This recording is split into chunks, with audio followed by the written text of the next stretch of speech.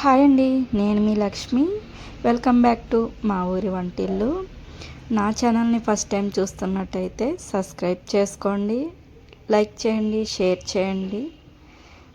ఈరోజు వీడియో వచ్చి చామదుంపలు ఎగ్ పులుసు అండి. అది ఎలా చేసుకోవాలో ఒకసారి చూద్దాం.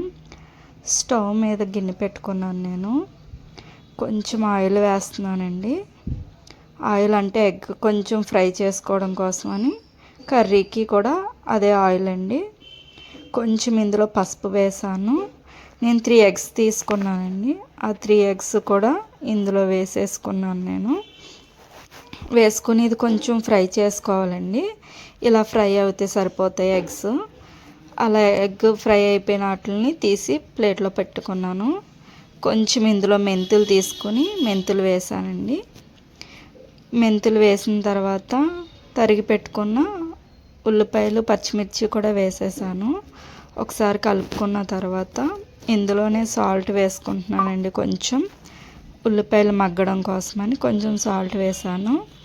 కొంచెంసేపు అలా మగ్గించుకున్న తర్వాత కొంచెం ఒక కప్పు నేను టమాటా కట్ చేసి పెట్టుకున్నాను, అది కూడా వేసి మగ్గించి పెట్టుకున్నాను. ఇప్పుడు చామదుంపలు ఉడికించి తొక్క తీసి పెట్టుకున్నానండి. అవి కూడా వేసేయాలి. ఇందులో వేసేసి ఒక 2 నిమిషాలు అన్నది మనం ఫ్రై చేసుకోవాలండి. ఇలా ఫ్రై చేయడం వల్ల ఏంటంటే చామగడ్డ పులుసు అన్నది బాగా జిగురుగా రాకుండా నార్మల్గా ఉంటుందండి. అలాగే ఫ్రై అవునప్పుడు కూడా మనకి పులుసు అన్నది టేస్ట్గా ఉంటుంది. రుచికి తగ్గట్టు కారం వేసాను నేను.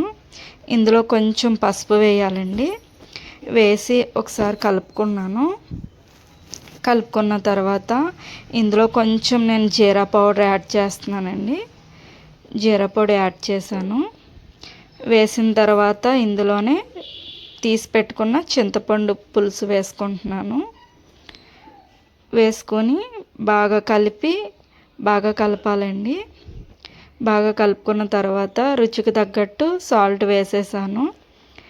వేసుకొని ఒకసారి అంతా కలిపిన తర్వాత ఇందాక ఫ్రై చేసి పెట్టుకున్న ఎగ్స్ ఉన్నాయి కదండి, ఆ ఎగ్స్ని కూడా ఇందులో వేసేయాలి. వేసేసి ఒకసారి కలుపుకొని నేను ఇందులో కొంచెం ఫ్లేవర్ కోసం అని చెప్పి కరివేపాకు, కొత్తిమీర వేసానండి. మీకు కరివేపాకు ఇష్టం లేదు అంటే కనుక ఆపేసుకోవచ్చు. మాకు ఇష్టం కాబట్టి నేను వేసాను.